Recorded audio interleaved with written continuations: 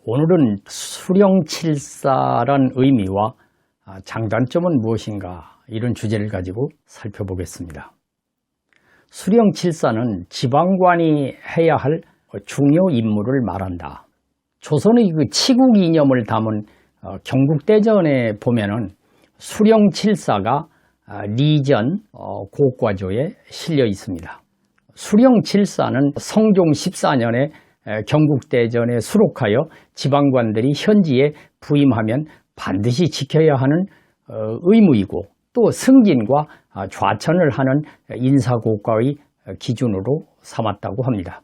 그런데 거슬러 올라가면은 이와 비슷한 제도가 고려시대에도 있었고, 고려시대에는 오사라고 해가지고 수령들이 지켜야 될 그 내용이 있었는데 이것이 태종 때에 들어와서 칠사로 바뀌었다고 합니다.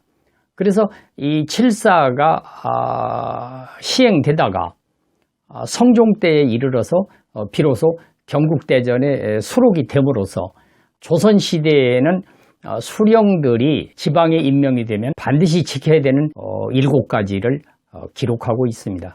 이것을 하나씩 분석을 해보면 첫째는 농상성이에요. 농사와 잠업을 성하게 한다. 당시 농사는 백성들의 생계와 관련된 주요 그 산업이었기 때문에 수령은 농사를 잘 짓도록 책임지고 관리해야 될 의무가 있다. 예컨대 종자 개량을 한다든지 관계 시설을 어떻게 한다든지 아니면 농사법을 바꾼다든지 뭐 이런 여러 가지가 있겠고요.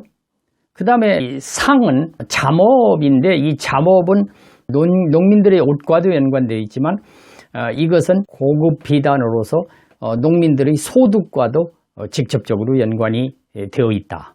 그래서 국가에서 장려하는 산업 중 하나가 잠업이었다 이렇게 보여집니다.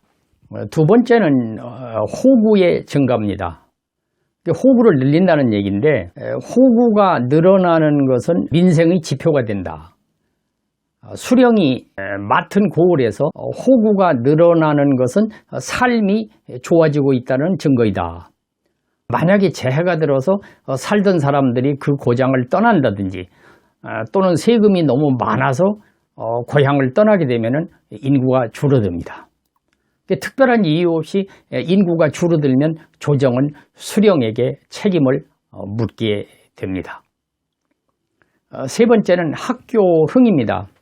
학교를 일으키는 건데 중앙에는 성균관이 있고 지방에는 향교, 서원, 서당 등이 있었다고 그래요. 지방 수령은 책을 만들어 보급하기도 하고 학교를 증축하기도 하고 이래가지고 인재 양성하는데 많은 노력을 기울인다. 일종의 교육정책이라고 봅니다. 그 다음에 군정수라는 게 있어요. 군정을 닦는다 이건데 조선시대 때는 병역 의무가 16살에서 60세까지 남자들이 병역 의무를 진다. 군적을 작성하고 군인을 선발하여 보내는 일이라든지 또 축성을 하는 일이라든지 이게 다양한데 만약에 이것이 공정하지 않으면 백성들의 원망을 듣게 됩니다. 이제 그 당시에 군역을 면제받는 대상이 다양해서 힘이 있는 사람은 군역을 빠져나가는 경우가 많았다고 합니다. 예컨대 향교의 교생이라든지 원생이 되면은 군역이 면제됐고 개방촌에 들어가거나 또 묘지기 또 뭐 산지기 같은 것이 되면은 군역을 면제받았다고 합니다. 분홍이나 권세가 이서들과 결탁하여 면제받는 방향을 모색하기도 했다. 군 재정과 관련해 가지고 군포를 거두는데 이 어린아이에게도 군포를 거두는 황구청점도 있었고요. 이웃이나 친족 등에게도 징수하는 인징이라든지 족징 등도 있었다고 합니다. 어떤 때는 나이를 적게 해서 부과하기도 했고 죽은 사람에게도 군포를 내게 하는 백골징포도 있어서 군정을 문란케 하는 경우가 많았다고 합니다. 조선 후기에는 삼정의 문란으로 백성들이 원망이 많았고 밀란으로 이어지기도 했습니다. 다음으로는 이제 부역 부역을 균등하게 한다. 그러니까 부역이라고 하는 것이 요역도 있고 자벽, 호역, 영역 등이 있는데 나라에서 필요하면은 강제로 백성들을 동원하는 것을 말합니다. 수령은 이 부역을 공정성 있게 관리하라는 것입니다. 다음에는 사송간입니다. 사송이라는 것이 민사송사도 있고 형사송사도 있는데 이거를 공정하게 해야 된다. 민사로는 전담, 택지, 산지, 노비, 상속, 처첩, 혼인, 양자 이런 등등이 있었고요. 형사로는 형사사건을 말하는데 재판에 필요한 모든 증거조사가 완료된 날로부터 사죄는 30일, 도유형은 20일, 태장형은 10일로 기한을 정해서 이 기한 내에 처결하도록 했다. 다음으로 간활식이라는 게 있었어요. 이게 간사한 버릇을 고치게 한다. 이게 간사한 버릇이라는 게 무엇인가? 그 당시에 지방에는 향리와 품관들이 있는데 향리는 고향에 뿌리 박혀 살면서 행정실무를 장악한 사람들을 말하고 품관이라고 하는 것은 벼슬자리에 있지는 않지만 관품을 가진 사람들을 말한다고 합니다. 이들이 법을 어기고 사사로이 백성들을 수탈하여 민원이 많이 생기는데 이것을 바로잡는 것을 말한다. 이 수령칠사는 지방관에 대한 인사고과의 기준이 되기도 했는데 조선시대의 지방관을 목민관이라고 했습니다. 목민관이란 왕을 대신하여 백성들을 다스리고 기른다는 의미인데 지방관은 왕으로부터 권한을 위임받은 것이므로 그가 펼친 정치의 선악 여부는 왕의 치적과 연관될 수밖에 없다. 그러다 보니 지방관으로 임명된 사람은 임기로 떠나기 전에 임금께 하직 인사를 드린다고 합니다. 승정원 일기에 나와 있는 한 대목을 여러분들께 소개를 해드리겠습니다.